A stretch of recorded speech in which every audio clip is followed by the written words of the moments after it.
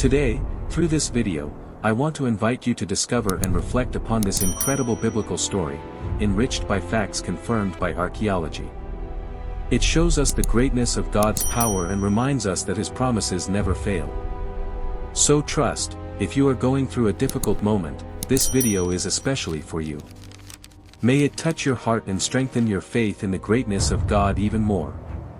What if I told you that one of the most impressive stories in the Bible, the fall of the walls of Jericho, left real marks on the earth, marks that archaeologists found thousands of years later?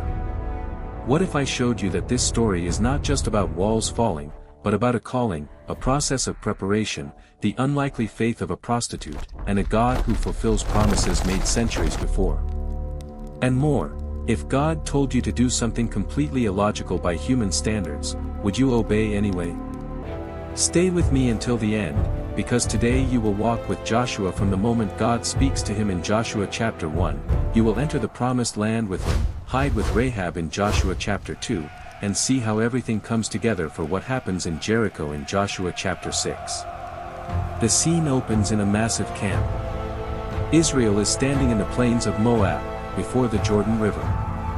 The sound of the river echoes in the distance, its waters running full, because it is the season of flooding, as the very text of Joshua will mention further ahead. Tents stretch as far as the eye can see. Children run between campfires, men tend to weapons and animals, women carry water, and elders stare at the horizon. On the other side of the Jordan rises the land of Canaan, green valleys, hills, fortified cities. The land that men and women had heard about since childhood, the land God promised to the patriarchs. But something was missing. Moses had died.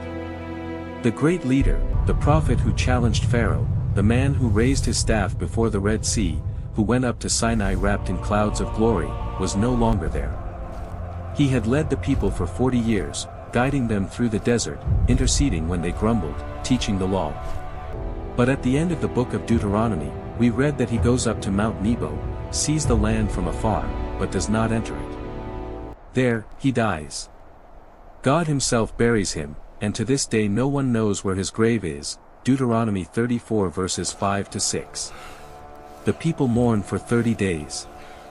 When the mourning is over, the harsh reality remains: the man who led them to the edge of the promise would not cross over with them.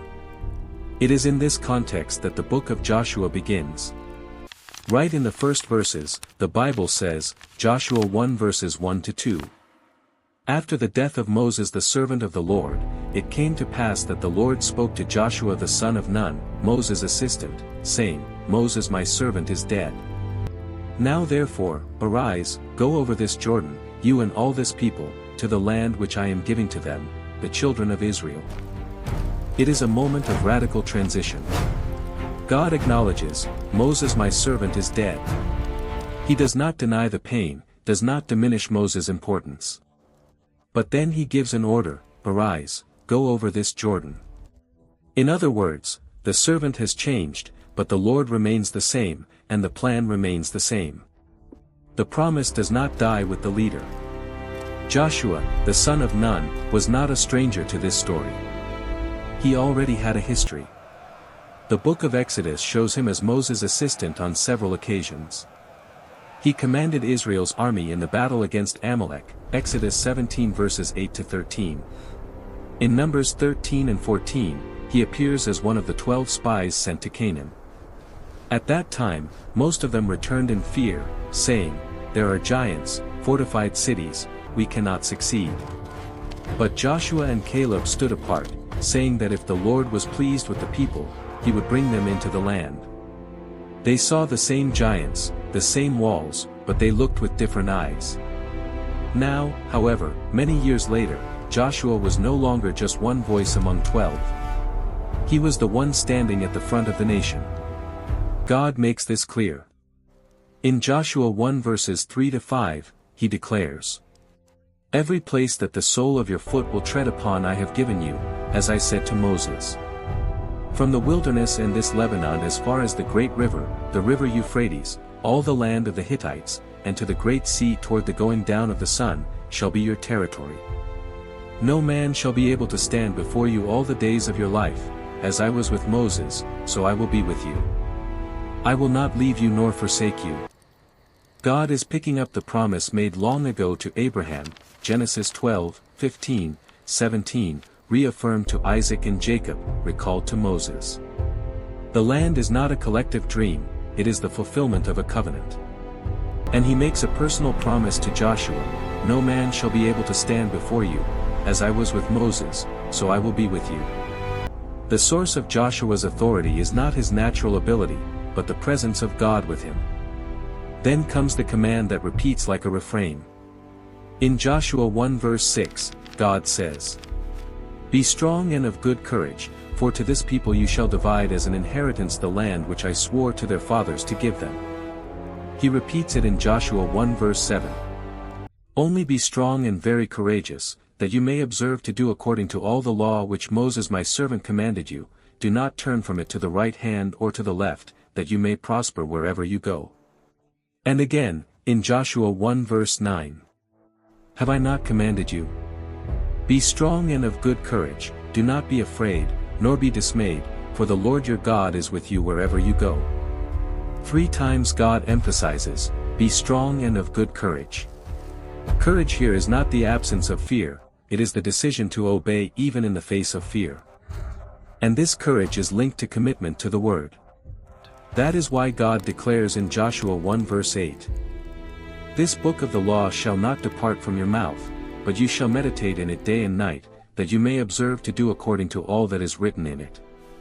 For then you will make your way prosperous, and then you will have good success." Before Joshua could be a general, he needed to be a man of the word. Before conquering territories, he needed to submit to the will of God. Success, in God's eyes, comes through faithfulness, not merely visible results. Perhaps you are hearing this story and feeling a little like Joshua. You are standing before something new, perhaps a calling, a transition, and you ask yourself, "Can I do this?" God also says to you, "Be strong and of good courage. I will not leave you nor forsake you." If that resonates in your heart, go ahead and subscribe to the channel and leave your like. That way you will keep receiving deep biblical stories like this one, and this content can reach even more people. After hearing from the Lord, Joshua begins to act.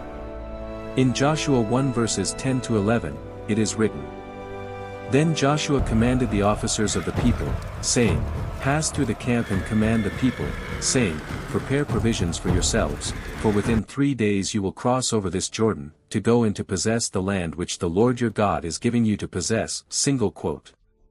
That phrase, "to go in to possess the land which the Lord your God is giving you," is important. It is not a land Israel takes by force alone, it is a land God gives. The conquest is obedience to a gift, not theft. Joshua also speaks to the tribes of Reuben, Gad, and the half-tribe of Manasseh, Joshua 1 verses 12 to 15, who had received their inheritance on the east side of the Jordan. He reminds them that, although they already have their land, they must cross over armed before their brothers, helping them to conquer, until everyone receives their inheritance. It is a lesson in unity, no one rests while others are still fighting. The people's response to Joshua is significant.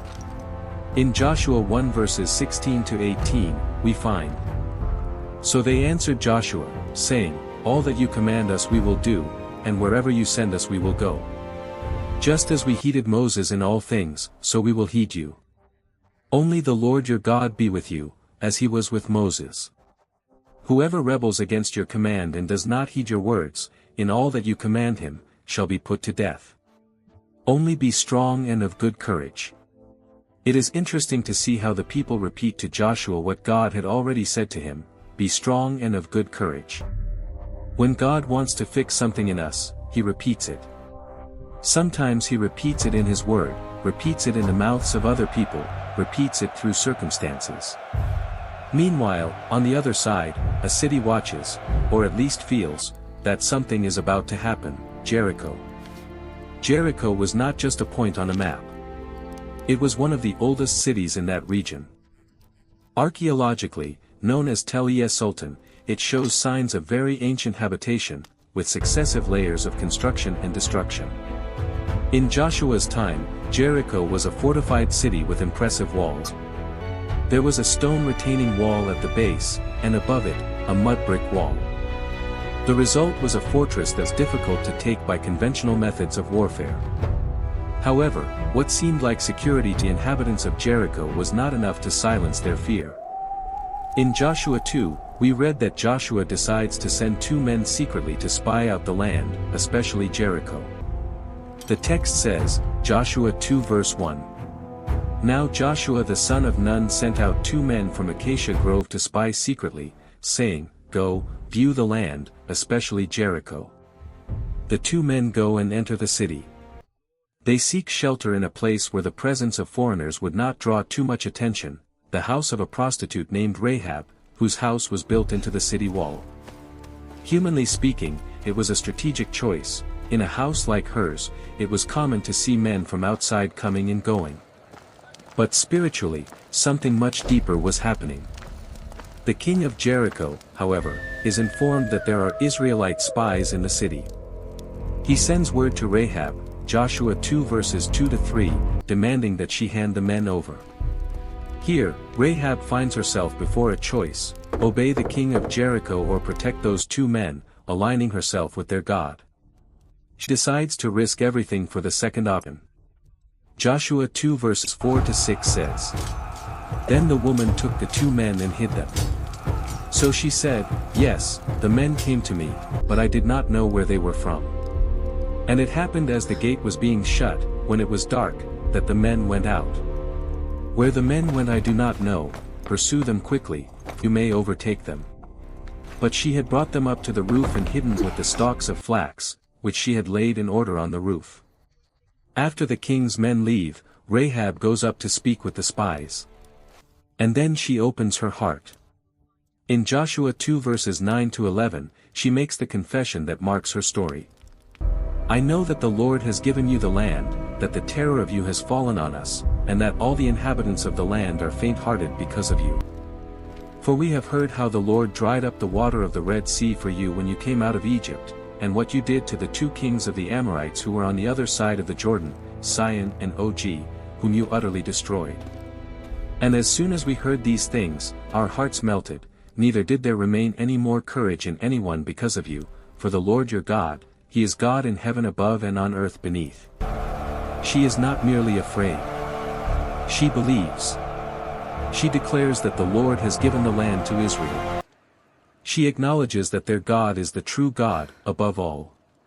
In a completely pagan context, full of idolatry, she surrenders mentally to the God of Israel. That is why she asks a favor. In Joshua 2 verses 12 to 13, she says, Now therefore, I beg you, swear to me by the Lord, since I have shown you kindness, that you also will show kindness to my father's house, and give me a true token, and spare my father, my mother, my brothers, my sisters, and all that they have, and deliver our lives from death. The spies listen and respond. In Joshua 2 verse 14, they say, So the men answered her, Our lives for yours, if none of you tell this business of ours. And it shall be, when the Lord has given us the land, that we will deal kindly and truly with you. They give her a specific instruction. In Joshua 2 verses 18 to 19, Unless, when we come into the land, you bind this line of scarlet cord in the window through which you let us down, and unless you bring your father, your mother, your brothers, and all your father's household to your own home. So it shall be that whoever goes outside the doors of your house into the street, his blood shall be on his own head, and we will be guiltless. And whoever is with you in the house, his blood shall be on our head if a hand is laid on him. Rahab lets the men down through the window by a rope, because her house was on the city wall, Joshua 2 verse 15. Then she ties the scarlet cord to the window, as a sign of faith and obedience, Joshua 2 verse 21. This red cord becomes a powerful symbol. Just as the blood on the doorposts, at Passover, separated the houses that would be spared in Egypt, Exodus 12, the scarlet thread in Rahab's window would mark that place as a point of mercy amid the destruction that was to come. The spies follow Rahab's advice. They go to the mountain, hide there for 3 days until their pursuers turn back. Then they come down, crossed the Jordan, and returned to Joshua. In Joshua 2 verses 23 to 24, we read, "So 2 men returned, descended from the mountain, and crossed over, and they came to Joshua the son of Nun, and told him all that had befallen them. And they said to Joshua, Truly the Lord has delivered all the land into our hands, for indeed all the inhabitants of the country are faint-hearted because of us." Their report is the opposite of the report of unbelief 40 years earlier. They do not deny the danger, but they emphasize the promise, "Truly the Lord has delivered all the land into our hands." On one side, we have Joshua hearing the voice of God, on the other, a Canaanite woman, a prostitute, declaring that the God of Israel is the true Lord of heaven and earth, and in between, a terrified enemy people. Everything is being aligned for the next stage, the crossing of the Jordan, the consecration at Gilgal, and finally, the siege of Jericho. In the continuation of this story, you will see the Jordan opening before the Ark of the Covenant, the people crossing on dry ground, the manna ceasing, Israel eating from the fruit of the land, and Joshua encountering the commander of the Lord's army. So, if you want to follow every step of this journey to the fall of the walls of Jericho and understand how it connects to your life, subscribe to the channel, activate notifications, and leave your like. In the next part, we will cross the Jordan together. The camp of Israel was still on the banks of the Jordan when the words of the spies echoed in Joshua's tent, "Truly the Lord has delivered all the land into our hands, for indeed all the inhabitants of the country are faint-hearted because of us." Joshua 2 verse 24. On one side, the confirmation of the promise, on the other, a concrete obstacle, a full, overflowing river separating the people from the promised land. It was the flood season. Joshua 3 verse 15 records that, "The Jordan overflows all its banks during the whole time of harvest." Humanly, it was the worst possible time to attempt a massive crossing. This was not a few people crossing by boat, but an entire multitude, men, women, children, flocks, utensils. The situation demanded a response that went beyond logistics. Then the Lord speaks to Joshua again. In Joshua 3 verse 7, he says, "This day I will begin to exalt you in the sight of all Israel, that they may know that, as I was with Moses, so I will be with you." God was not merely about to open a path, he was about to confirm Joshua's leadership publicly, as he had done with Moses at the Red Sea. In Joshua 3 verse 8, the order comes. "You shall command the priests who bear the Ark of the Covenant, saying, When you have come to the edge of the water of the Jordan, you shall stand in the Jordan." The Ark of the Covenant, symbol of God's presence, would go first.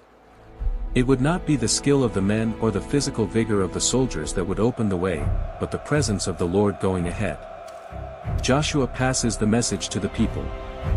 In Joshua 3 verses 9 to 10, he tells them, "Come here, and hear the words of the Lord your God." And Joshua said, "By this you shall know that the living God is among you, and that he will without fail drive out from before you the Canaanites and the Hittites and the Hivites and the Perizzites and the Girgashites and the Amorites and the Jebusites." And he adds, in verse 11, "Behold, the Ark of the Covenant of the Lord of all the earth is crossing over before you into the Jordan." The people draw near to the bank. The scene is charged with expectation. The priests, carrying the ark on their shoulders, advance. Hundreds of thousands of people watch that small group of men walking toward the current. If God did nothing, it would be a catastrophe. But if he acted, it would be one more milestone in Israel's history. Joshua 3 verse 13 announces what would happen. "And it shall come to pass, as soon as the soles of the feet of the priests who bear the ark of the Lord of all the earth, shall rest in the waters of the Jordan, that the waters of the Jordan shall be cut off, the waters that come down from upstream, and they shall stand as a heap." Then the priests take the first step. In Joshua 3 verses 15 to 16, the miracle is described. "And as those who bore the ark came to the Jordan, and the feet of the priests who bore the ark dipped in the edge of the water, that the waters which came down from upstream stood still, and rose in a heap very far away at Adam, the city that is beside Zaretan. So the waters that went down into the sea of the Arabah, the salt sea, failed, and were cut off, and the people crossed over opposite Jericho. The waters coming from above pile up, forming an invisible wall at a distance. The part flowing below is cut off. Suddenly, the riverbed, previously submerged, begins to appear. The ground becomes dry beneath the feet of the priests. They stand there, in the middle, with the ark. And all the people cross over. The text reinforces this in Joshua 3 verse 17. Then the priests who bore the ark of the covenant of the Lord stood firm on dry ground in the midst of the Jordan, and all Israel crossed over on dry ground, until all the people had crossed completely over the Jordan. The previous generation had seen the Red Sea part. This new generation, born in the desert, sees the Jordan part. God is showing that He is not only the God of the fathers, but also of the children, not only the God of the past, but also of the present. When the crossing is complete, God does not want the people to forget what they have experienced. He instructs Joshua to choose 12 men, one from each tribe, to do something symbolic. In Joshua 4 verses 2 to 3, he commands, "Take for yourselves 12 men from the people, one man from every tribe, and command them, saying, Take for yourselves 12 stones from here, out of the midst of the Jordan, from the place where the priest's feet stood firm. You shall carry them over with you and leave them in the lodging place where you lodge tonight." These stones would be a memorial. In Joshua 4 verses 6 to 7, the reason is explained. "That this may be a sign among you when your children ask in time to come, saying, What do these stones mean to you? Then you shall answer them that the waters of the Jordan were cut off before the ark of the covenant of the Lord. When it crossed over the Jordan, the waters of the Jordan were cut off. And these stones shall be for a memorial to the children of Israel forever."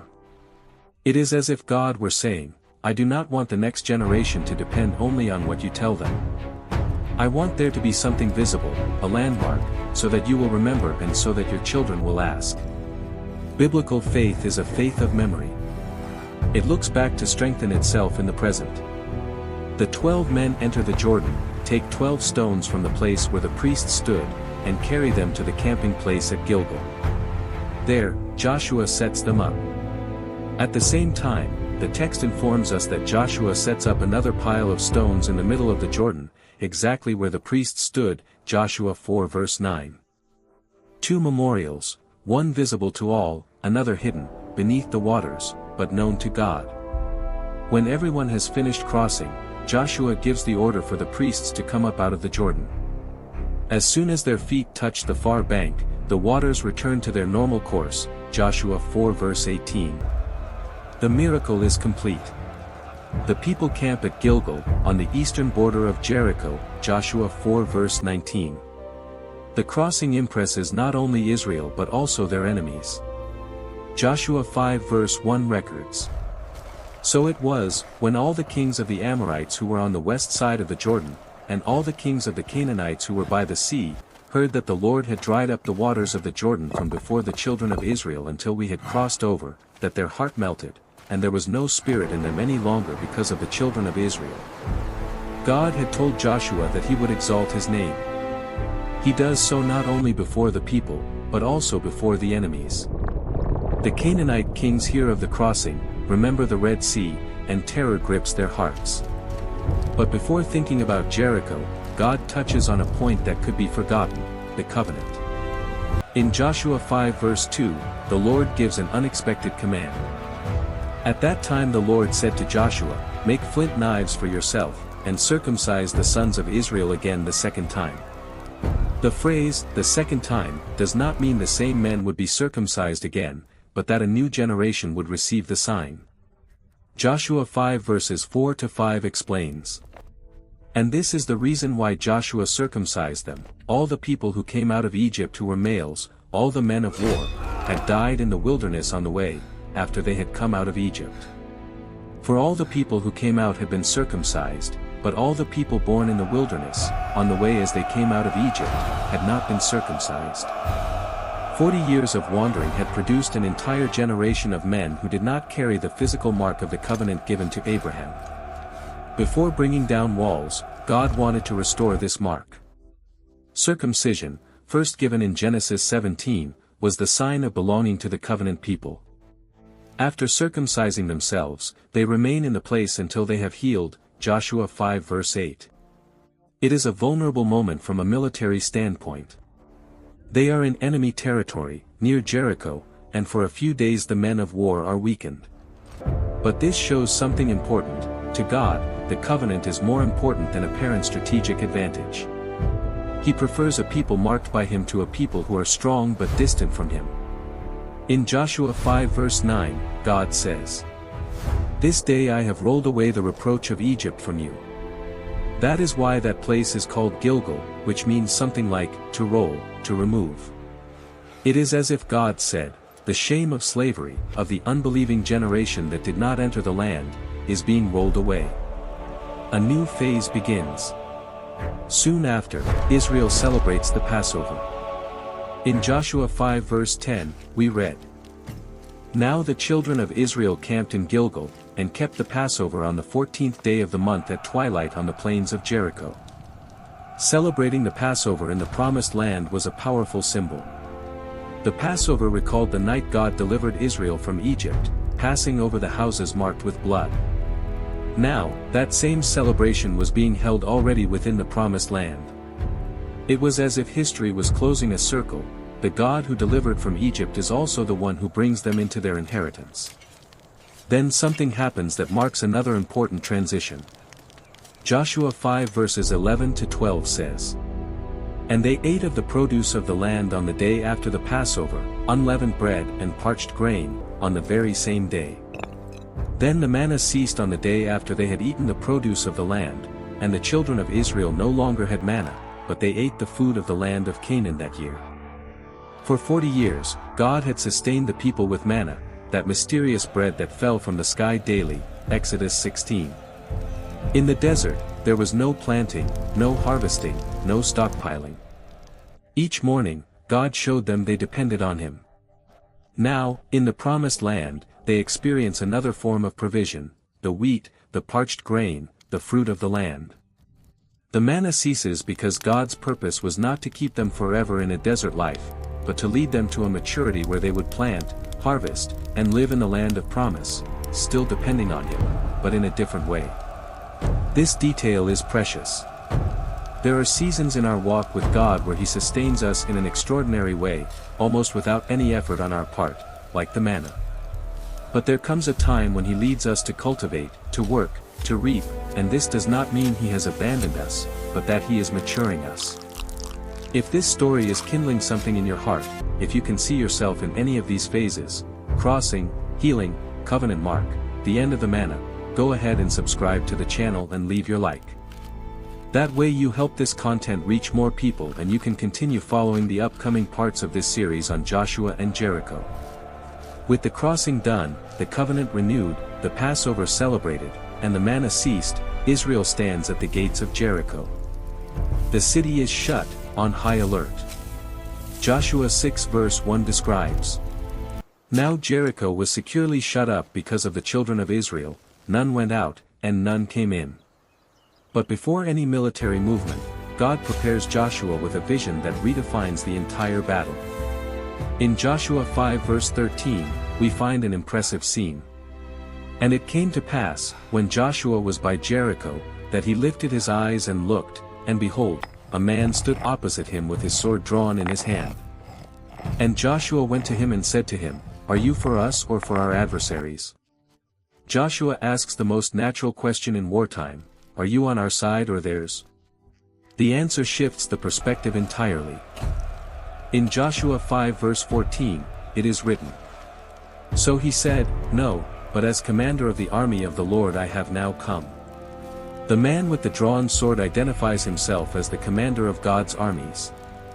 He was not there simply to reinforce one of the human sides, he represents the Lord Himself, who has heavenly armies. Joshua understands that he is before someone greater. The text continues. "And Joshua fell on his face to the earth and worshipped, and said to him, 'What does my Lord say to his servant?' Then the commander of the Lord's army said to Joshua, 'Take your sandal off your foot, for the place where you stand is holy.' And Joshua did so." Joshua 5 verses 14 to 15. This moment recalls the scene of Moses before the burning bush in Exodus 3, where God also commanded him to remove his sandals because the place was holy. Here, God is showing Joshua that the coming battle is not, first and foremost, a dispute between Israelites and Canaanites, but an episode within a much larger war, where God himself is at the front.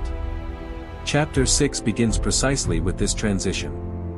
After describing the shut city, the text says, in Joshua 6 verse 2, "And the Lord said to Joshua, See, I have given Jericho into your hand, its king, and the mighty men of valor."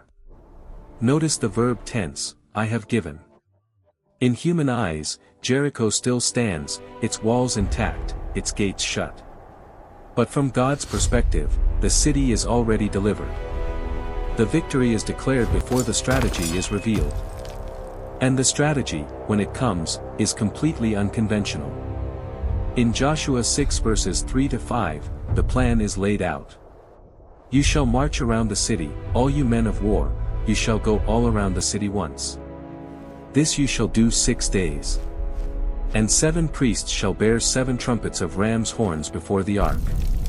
But the 7th day you shall march around the city 7 times, and the priests shall blow the trumpets.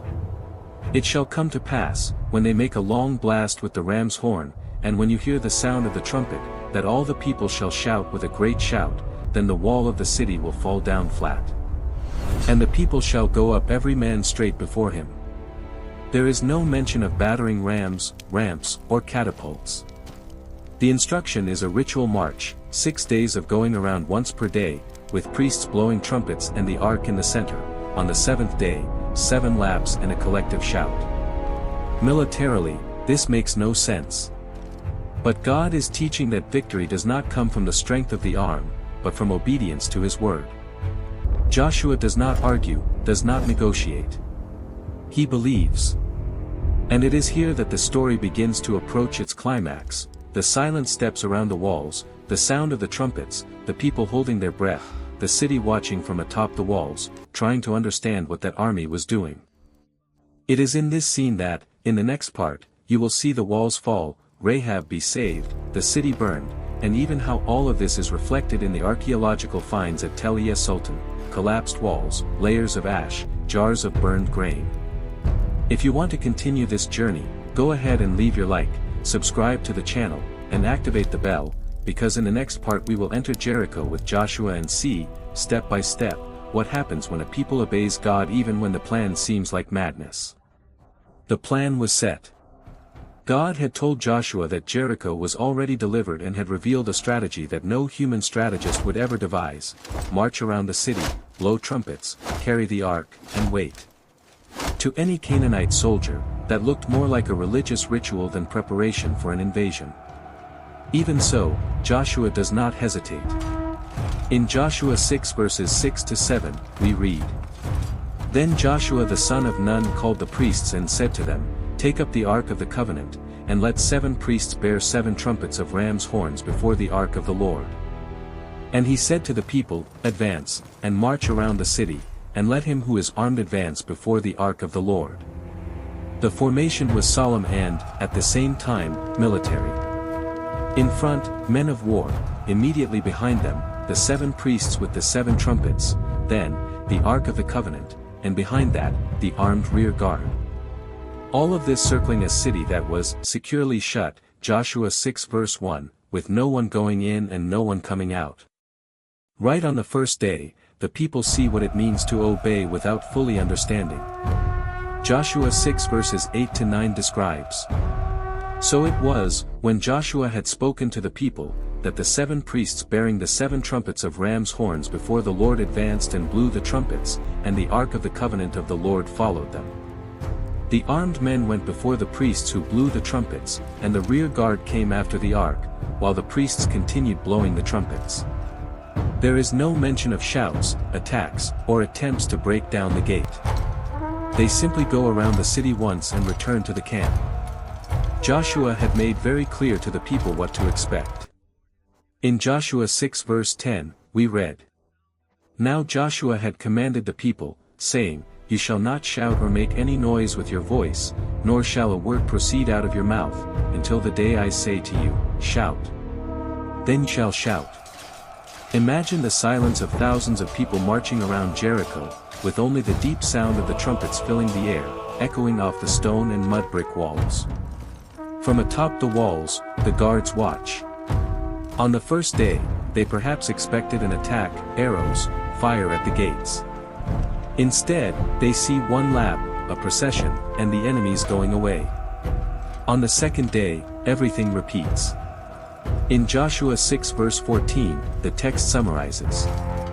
And the second day they marched around the city once and returned to the camp. So they did 6 days. 6 days of one lap.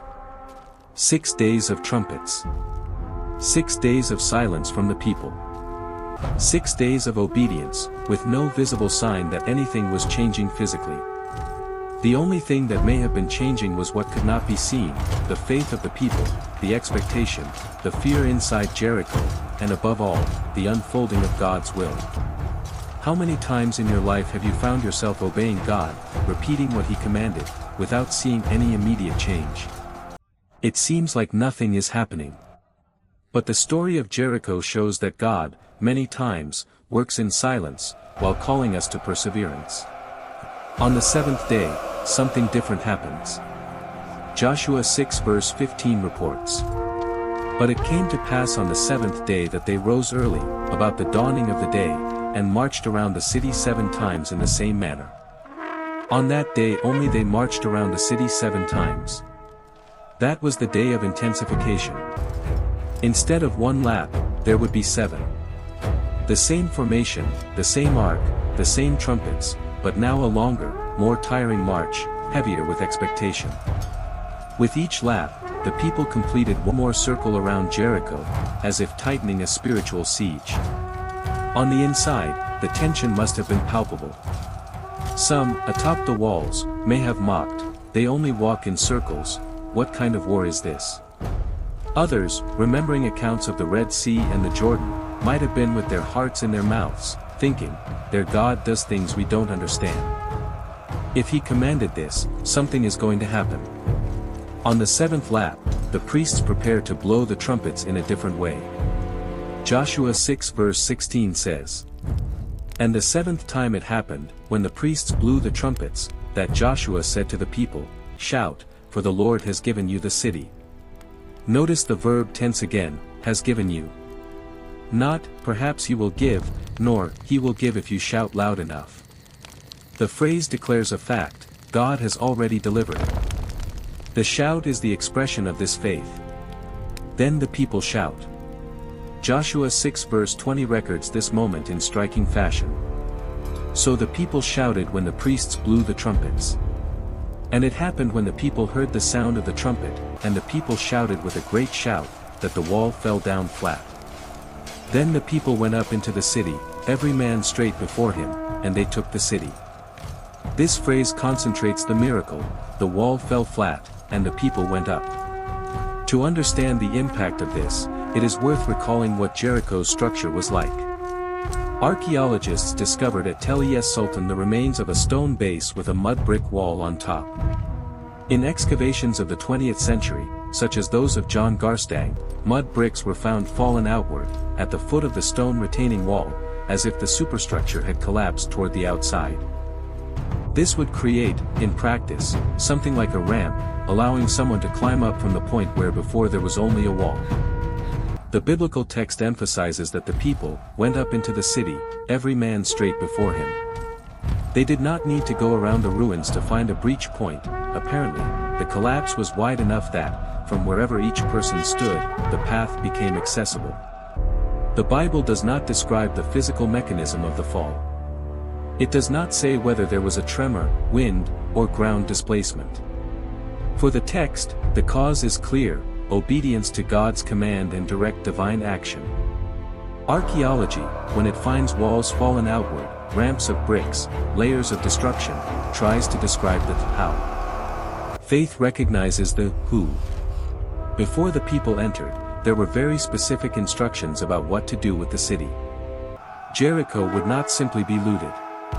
In Joshua 6 verses 17 to 19, it is written, "Now the city shall be doomed by the Lord to destruction, it and all who are in it."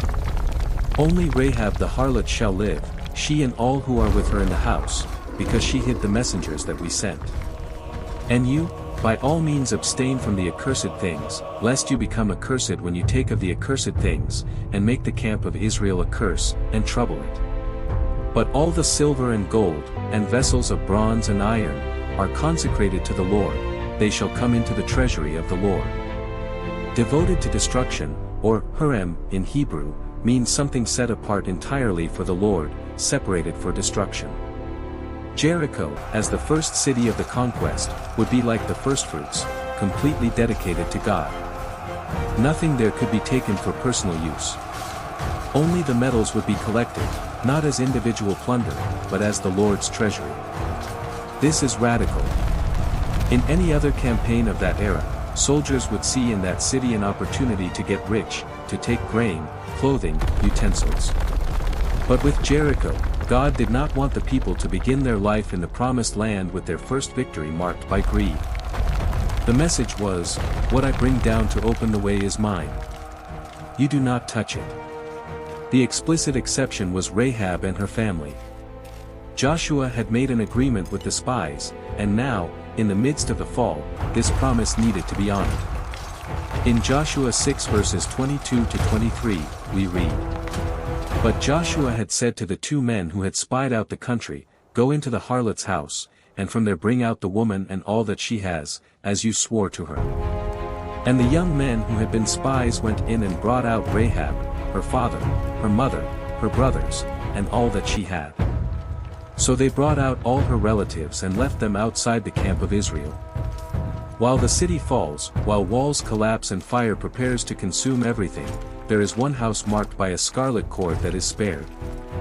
A Canaanite prostitute and her family are rescued not because they were morally superior, but because Rahab believed and acted in favor of the servants of God. In the midst of judgment, there is grace for those who take refuge in the true God. The destruction continues. Joshua 6 verse 24 says, "But they burned the city and all that was in it with fire. Only the silver and gold, and the vessels of bronze and iron, they put into the treasury of the house of the Lord." Fire over the houses, over storehouses, over pagan temples, over structures of idolatrous worship. Everything turns to ash. This command to burn everything is also reflected in the archaeological findings. In the destruction layers of Jericho, researchers found a thick layer of ash and charcoal, with remains of walls, beams, and burned objects. This points to a rapid and violent destruction by intense fire. But one detail draws particular attention: the grain jars.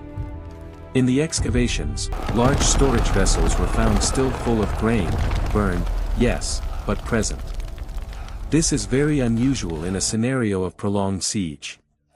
In traditional sieges, the inhabitants consume their grain over weeks or months. When the city falls, the invading army typically plunders these supplies. In Jericho, however, the picture is different. The siege lasted only 7 days, there was no time to consume everything, and the Israelites, obeying the order not to take plunder, did not loot. The fire consumed the jars almost intact. This combination, destruction by fire plus jars full of burned grain, fits perfectly with Joshua 6, short siege, prohibition on looting, the city devoted to destruction. It is as if the ashes and the charred grain speak, "We were destroyed quickly, without plunder, in a total manner." While Jericho is consumed, God also seals the fate of that city as a fortress. In Joshua 6 verse 26, Joshua pronounces a curse. Then Joshua charged them at that time, saying, "Cursed be the man before the Lord who rises up and builds this city Jericho. He shall lay its foundation with his firstborn, and with his youngest he shall set up its gates." Years later, in 1 Kings 16 verse 34, the Bible records that a man named Hiel of Bethel rebuilt Jericho and saw this curse fulfilled, losing 2 sons in the process. This shows that God takes seriously what he declares. Jericho would not be rebuilt as if nothing had happened there, its fall was a sign. In the midst of all this, Rahab becomes a kind of bridge between nations. Joshua 6 verse 25 says, "And Joshua spared Rahab the harlot, her father's household, and all that she had. So she dwells in Israel to this day, because she hid the messengers whom Joshua sent to spy out Jericho. A woman marginalized by the society she lived in, an inhabitant of a condemned city, is welcomed into the people of God. Later, the New Testament recalls Rahab with honor. Hebrews 11 verse 31 says, "By faith the harlot Rahab did not perish with those who did not believe, when she had received the spies with peace." And James 2 verse 25 adds, "Likewise, was not Rahab the harlot also justified by works when she received the messengers and sent them out another way? She, who lived on a wall destined to crumble, chose to stand firm in the God who brings down walls. And that changed her story forever." Joshua, for his part, emerges from Jericho with his leadership consolidated. Joshua 6 verse 27 summarizes, "So the Lord was with Joshua, and his fame spread throughout all the country." What happened at Jericho was not just another victory. It was the calling card of Israel's entrance into the Promised Land. From that point forward, other challenges would come, such as the defeat at Ai because of Achan's sin, the deceptive alliances of the Gibeonites, the battles against coalitions of kings. But Jericho would remain engraved as the moment when God showed, in an unmistakable way, that the conquest would not be achieved by force, but by obedience to his voice. The dust of Jericho still hung in the air. The ashes were still warm. The echoes of the people's shout perhaps still rang in the ears of those who witnessed that day. A centuries-old fortress, which had seemed unshakable, had been brought down not by battering rams, not by catapults, not by war machines, but by obedience to a command that, humanly, sounded absurd. Around the ruins, a people newly arrived in the Promised Land took their first steps as a nation established in Canaan. Looking at that scene, it would be easy to imagine the story ended there. Walls on the ground, fire consuming the city, a Canaanite family, Rahab's, spared and now incorporated into Israel. But in reality, Jericho is only the beginning of something much greater. It becomes a symbol, a starting point, a reference that would cross centuries, both in the faith of Israel and in the debates of modern scholars. The Bible closes the account of the taking of Jericho with two important statements. The first is the salvation of Rahab and her family. In Joshua 6 verse 25, we read, "And Joshua spared Rahab the harlot, her father's household, and all that she had. So she dwells in Israel to this day, because she hid the messengers whom Joshua sent to spy out Jericho." Rahab was not merely spared. She was included. She came to live in Israel. A woman previously defined by her profession, inhabitant of an idolatrous city, now enjoyed life within a people who carried the name of the true God. The grace of God reaches unlikely people. He does not only judge Jericho, he saves those who, in the midst of that culture, dare to turn to him with faith. Further along, the New Testament reinforces this point. In Matthew 1, in the genealogy of Jesus, Rahab appears. Matthew 1 verse 5 says, "Salmon begot Boaz by Rahab, Boaz begot Obed by Ruth, Obed begot Jesse." Rahab becomes an ancestor of David and, consequently, of Christ. The prostitute of Jericho enters, by grace, into the lineage of the Messiah. This shows how God can redeem stories, transform reputations, rewrite destinies. The author of Hebrews, in chapter 11, also mentions her name. Hebrews 11 verse 31 declares, "By faith the harlot Rahab did not perish with those who did not believe, when she had received the spies with peace." And James, in his letter, emphasizes the relationship between faith and action, saying in James 2 verse 25, "Likewise, was not Rahab the harlot also justified by works when she received the messengers and sent them out another way?" Rahab was not saved by her moral perfection, but by a faith that manifested itself in concrete action. She risked her own life to align herself with the God of Israel. This opens a window for many people today who think, "My story is too dirty, my past condemns me." Jericho answers, there is a God capable of taking someone from a house on the wall of a city destined for destruction and placing them inside the genealogy of the Savior. The second statement that closes the Jericho episode in Joshua 6 concerns Joshua himself. In Joshua 6 verse 27, we read, "So the Lord was with Joshua, and his fame spread throughout all the country." The fall of Jericho not only destroys a city, it legitimizes a leadership. God had said, before the crossing of the Jordan, that he would begin to exalt Joshua before the people, Joshua 3 verse 7. At Jericho, this is fulfilled in a definitive way. From that point on, the nations knew him, and Israel respected him as leader. But notice, the Bible makes a point of saying, the Lord was with Joshua. It was not personal glamour, it was the presence of God that made his fame spread. And what comes after Jericho? The book of Joshua shows that the journey is only beginning. In Joshua 7, Israel suffers a defeat at Ai because of Achan's sin, a man who, in direct opposition to what God had commanded, touched the devoted things of Jericho, taking some forbidden items and hiding them. This shows how selective obedience produces tragedy. In Joshua 9, the Gibeonites deceive Israel and obtain an alliance because Joshua and the leaders did not ask counsel of the Lord, Joshua 9 verse 14. In Joshua 10 and 11, great military campaigns take place, with God fighting for his people, including stopping the sun and the moon, according to the famous account of Joshua 10 verse 13. But Jericho remains the ground zero of the conquest, the first public proof that God was indeed giving the land to Israel. Centuries later, the city would continue to be remembered, both in biblical experience and in subsequent historical events. In 1 Kings 16 verse 34, already cited, the fulfillment of Joshua's curse is recorded. The text says, "In his days Hiel of Bethel built Jericho. He laid its foundation with Abram his firstborn, and with his youngest son Segub he set up its gates, according to the word of the Lord, which he had spoken through Joshua the son of Nun." That is, someone tried to rebuild Jericho as a fortress and experienced, in their own household, the weight of the word released by God through Joshua. In the New Testament, Jericho appears in remarkable stories.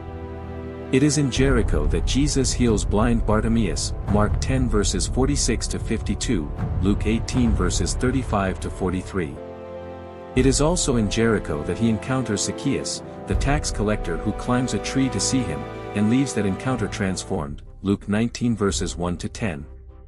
In both cases, Jericho becomes the stage for transformation. A blind man sees, a corrupt man converts. The city that once fell under judgment is now a scene of grace. This shows that God does not hate places, but deals with moments of history in specific ways. Stepping outside the biblical text and into modern history, Jericho continues to draw the attention of researchers.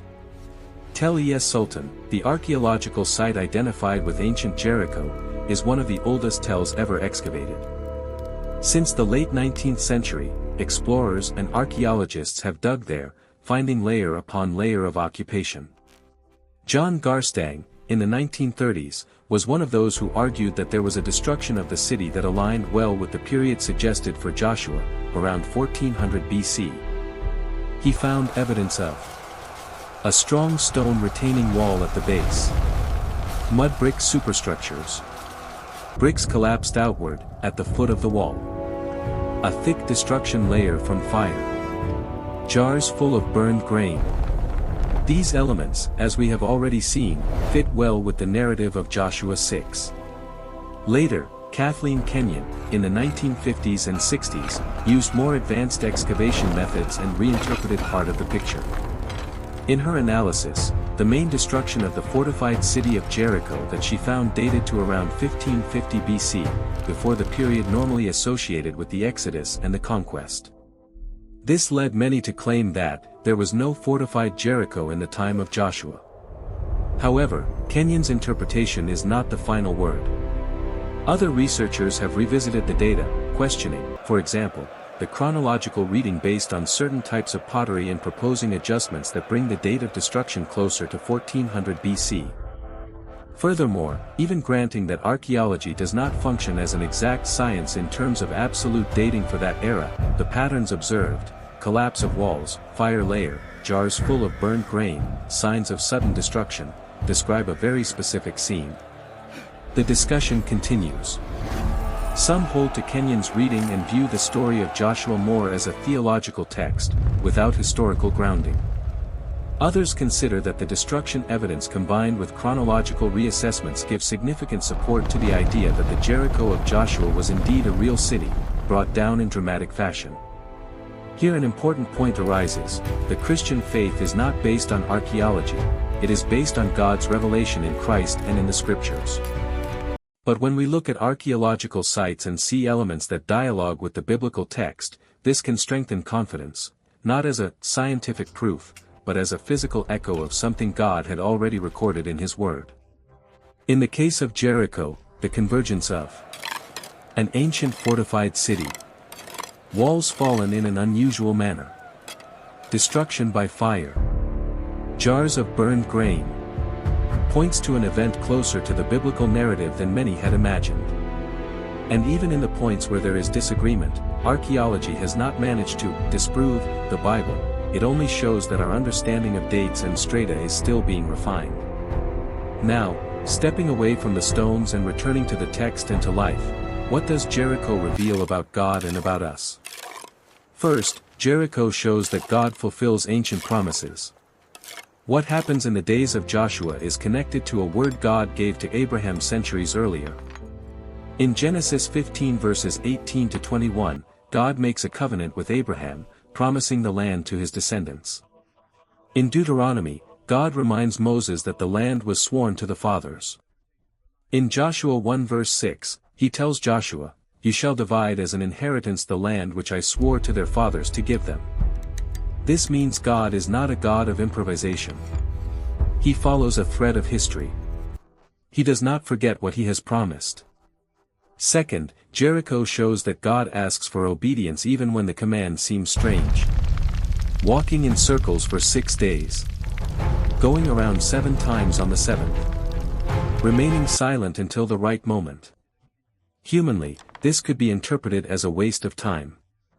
But God uses strategies that break human pride. He places the people in a position where, when the walls fall, no one can say, "It was our tactic, it was our war machine." The only explanation will be, "It was God." In our own lives, we often want God to bring down our walls, but we want Him to do it the way we consider rational. He, however, invites us to obey His word, to forgive when it seems unjust to us, to love when it seems pointless, to stand firm when everything says to give up, to pray when the impulse would be to act impulsively. And often, it is after a season of walking around in obedience that the inner and outer walls begin to crumble. Third, Jericho shows that God is holy and takes sin seriously. The destruction of the city as something devoted may be hard to swallow at first glance, especially with modern sensibilities. But in the biblical context, Jericho represents a deeply idolatrous culture, with practices that included human sacrifice and severe moral corruption. God, in giving the land to Israel, is also judging systems of iniquity. At the same time, He is not partial. When Israel sins, as in the case of Achan, He also judges.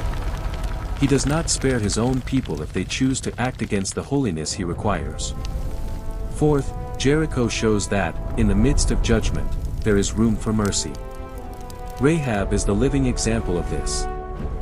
She had no religious background among God's people. She lived a life that, from a moral and social standpoint, was condemned. But when she heard what God had done, she chose to believe, to fear, and to align herself with Him. And God honored that faith. This points to a truth that runs throughout the entire Bible: God always reserves mercy for those who humble themselves and turn to Him, regardless of the past. Perhaps today you feel more like the walls of Jericho, hard, closed, full of defenses, or perhaps you see yourself in Rahab, with a heavy past, surrounded by bad influences, but with a flame of faith beginning to kindle. In either case, the answer lies in the same place, in the God who spoke to Joshua, who brought down walls, who saved a prostitute, and who centuries later walked through Jericho healing the sick and transformed tax collectors into generous followers. Finally, Jericho shows that when God is with someone, no wall can remain standing. With Moses, he opened a sea. With Joshua, he opened a river and brought down a fortified city. In Christ, he tore the veil of the temple, breaking the separation between God and humanity. Today, through the Spirit, he continues to act, no longer bringing down stone walls, but destroying spiritual strongholds, lies, fears, and sins that imprison us. The question is, are you willing to obey, even when you don't understand everything? Are you willing to be like Joshua, who heard, "Be strong and good courage," and decided to trust? Are you willing to be like Rahab, who heard stories about God and, without having seen the miracles personally, believed to the point of risking her life? Perhaps today God is calling you to some form of obedience that seems strange, to ask for forgiveness, to change a habit, to break from a relationship that pulls you away from Him, to take up a calling, to return to fellowship with the church, to open the Bible every day and meditate on it as He commanded Joshua to do. And you look at the wall, thinking, this won't change anything. But remember, the people of Israel could have thought the same with every lap around Jericho. Even so, they obeyed. If this story of Joshua and Jericho touched your heart, if it helped you look at the Bible with greater confidence, greater reverence, greater closeness, I want to ask you two very simple but very important things. First, if you have not done so yet, subscribe to the channel now. Here we want to continue producing content that unites biblical narrative, historical context, archaeology, and practical application for life. Second, leave your like on this video and share it with someone who is facing walls today. God may use exactly this story to encourage that person. And I leave you with a question to carry with you after this video. Faced with the walls you're looking at right now, will you choose to look only at the height of the stones, or will you choose to hear the voice of God who says, "Be strong and of good courage, do not be afraid, nor be dismayed, for the Lord your God is with you wherever you go"?